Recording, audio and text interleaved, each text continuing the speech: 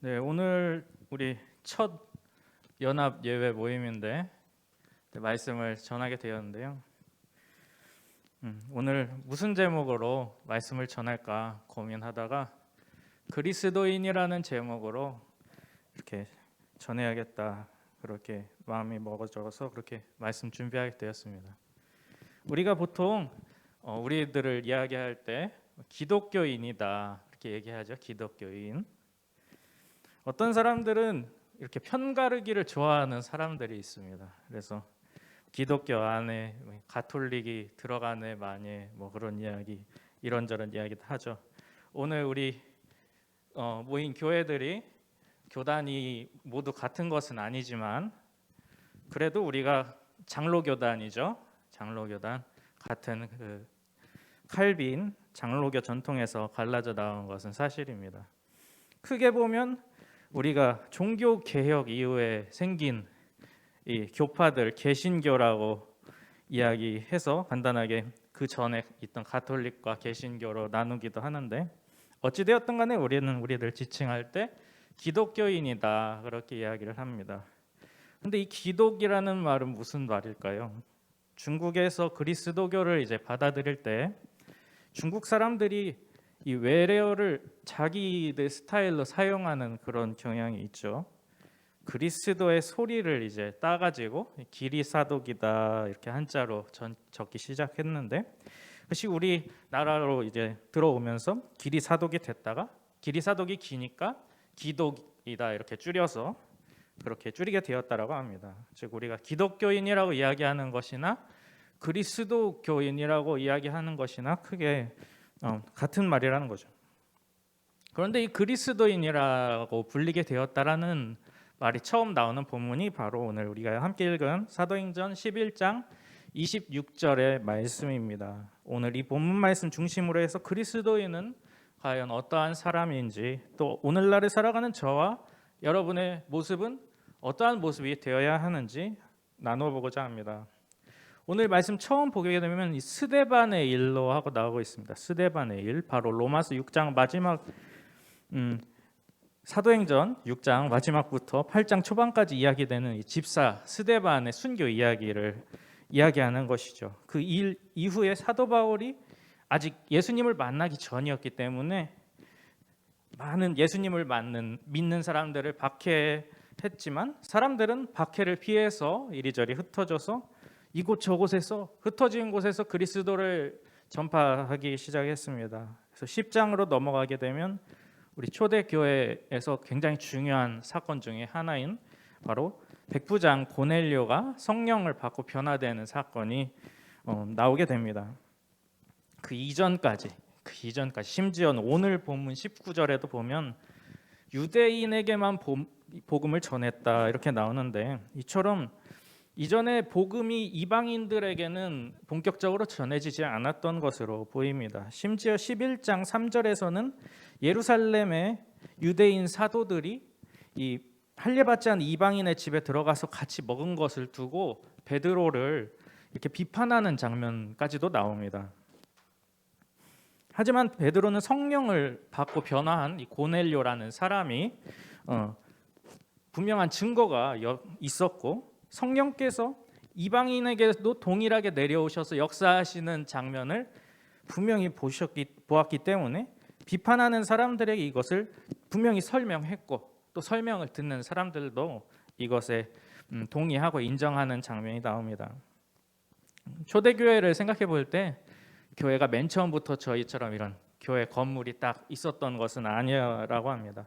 처음에는 이게 가정에서 모이는 형태였고, 또 그 이전에는 유대교 회당의 일부를 사용하는 그러한 형태를 띠었다고 합니다. 유대교의 한 분파처럼 맨 처음 시작할 때는 그렇게 여겨졌다고 합니다. 70년경에 예루살렘 성전이 완전히 붕괴하면서 유대교 안에 이 사두개파, 바리새파 같은 여러 분파들이 있었죠. 그 분파들이 바리새파 중심으로 이렇게 통합이 되면서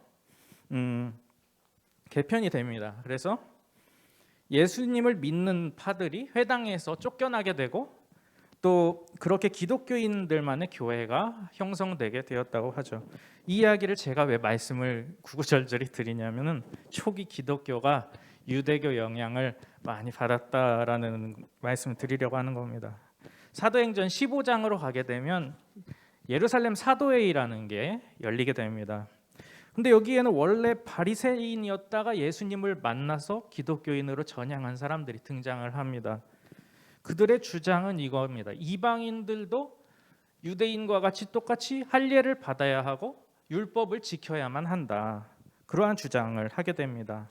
그렇게 초대교회 안에는 그리스도인이라고 이야기하면서도 여전히 자기가 전에 있었던 그 유대인, 특히 바리새파 같은 사람들의 모습을 완전히 벗지 못한 그러한 모습들이 혼재되어 있는 것을 우리는 발견할 수 있습니다. 물론 그 사람들은 태어날 때부터 할례를 받고 그렇게 율법을 외우다시피 그렇게 공부했던 사람들이기 때문에 그 모습을 예수님을 만났다고 해서 한 번에 탁 벗어내기는 좀 어려울 수도 있겠다는 생각도 들지만 그들이 가진 그 나쁜 습성, 정죄하고 판단하는 그러한 모습들을 아직 다 벗어내지 못한 것들이 이렇게 사도행전 곳곳에 드러나게 됩니다.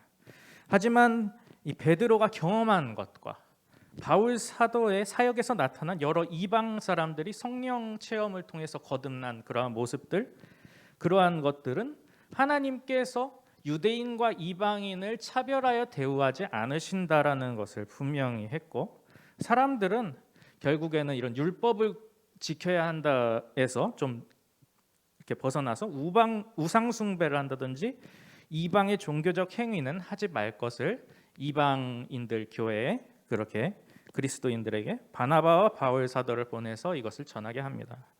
다시 오늘 본문으로 돌아와서 19절 말씀을 보게 되면 스데반 집사님이 순교하시고 나서 흩어졌던 그 사람들이 원래 자신들이 기존에 하던 대로 유대인들에게만 복음을 전합니다. 하지만 복음은 유대인들에게만 의미가 있는 것이 아니죠. 유대인 입장에서 볼 때는 오히려 유대인보다 이방인들에게 더 의미가 있다고도 볼 수가 있습니다. 이전에는 이방인들은 구원의 대상이라고 여겨지지도 않았기 때문입니다. 그래서 그 자리에 함께 있던 이 키프로스 사람과 구레네 사람들이 안디옥으로 가서 예수님의 이야기를 전하게 됩니다. 그들은 성경에 누구라고 이름도 적혀져 있지 않습니다. 이름도 없는 이방 사람들이 복음을 듣고서 그 복음을 그리스인들에게 전했는데, 우리 오늘 본문 21절 말씀 한번 같이 읽어볼까요? 21절 말씀. 주의 손이 그들과 함께 하심에 수많은 사람들이 믿고 주께 돌아오더라. 아멘. 유명한 사도도 아니고 직접적인 복음 전파의 대상도 아니었던 그 키프로스 사람들과 구레네 사람들의 입을 통해서 주님께서는 수많은 이 외국인들을 주님의 자녀로 그렇게 받아주셨습니다. 이것은 굉장히 놀라운 사건입니다. 그리고 이전에는 없었던 새로운 가능성을 제시하는 그러한 사건입니다. 유명한 사도도 아니고 율법 공부를 열심히 했던 그런 유대인도 아니지만 주님의 뜻이 함께 하신다고 한다면 이러한 구원의 사건이 일어날 수 있다라는 것이죠. 이 이야기는 예루살렘 교회에까지 이 소문이 퍼지게 됩니다. 예루살렘 교회는 이방인들에게 선교를 할 생각도 하지 않은 것 같은데 주님께서 이러한 일을 일으키시고 예루살렘 교회를 깨우신 것으로 저는 그렇게 느껴졌습니다. 바나바는 안디옥에서 말씀을 전하면서 그렇게 권면했습니다. 24절 말씀 세번역 성경을 보게 되면 바나바는 착한 사람이요 성령과 믿음이 충만한 사람이었다. 그래서 많은 사람이 주님께로 나아왔다. 이렇게 말하고 있습니다. 착하고 성령과 믿음이 충만한 그의 모습을 통해서 많은 사람이 주님을 보고 주님께로 나아온 것이죠. 바나바는 여기에서 그치지 않고 다소에 있던 사도 바울을 안디옥으로 오라고 해서 1년 동안 같이 목회를 했습니다. 그리고 이때 처음으로 그리스도인이다라고 불리게 되었다라고 하죠. 그리스도인을 문자적으로 보게 되면 그리스도의 추종자입니다. 그런데 그리스도인들이 스스로를 우리는 그리스도인이다 그렇게 부른 게 아니라 제3자가 그렇게 부른 것입니다. 우리가 앞에서 처음 그리스도를 믿은 사람들은 유대교 안에 한 분파처럼 여겨졌다 그렇게 말씀드렸는데, 안디옥에서의 1년간 사역 가운데 그들이 이러한 유대교의 한 분파가 아니라 그리스도를 추종하는 그러한 사람으로 변화하게 되었음을 우리에게 보여주는 그러한 대목입니다. 그들이 바리새파나 사두개파와 같은 기존 유대인들과 달랐던 부분이 분명히 있기 때문에 그들이 그리스도의 추종자다 그렇게 불리웠을 텐데, 무엇입니까? 가장 큰 차이는 이들이 유대인이라고 하는 그 민족에 국한되지 않고 로마인, 그리스인도 있고 다양한 이방 사람들이 모여서 예수가 그리스도다 하는 이야기를 한다라는 것이죠. 우리가 추종자라는 말을 현대적으로 얘기하면 팬이라고 할 수도 있습니다. 팬. 우리 세계적인 팝스타가 된 BTS를 보면 아미라는 그 팬클럽이 있죠. 이 팬들은 BTS의 공연을 많이 따라다니고 그들의 일거수일투족에 관심을 갖고 그들의 음악이나 여러 활동들을 또 새롭게 재창조하기도 하고 그렇습니다. 뭔가 다른 새로운 콘텐츠들을 만들어내죠. 그리스도의 추종자도 마찬가지의 모습이 있습니다.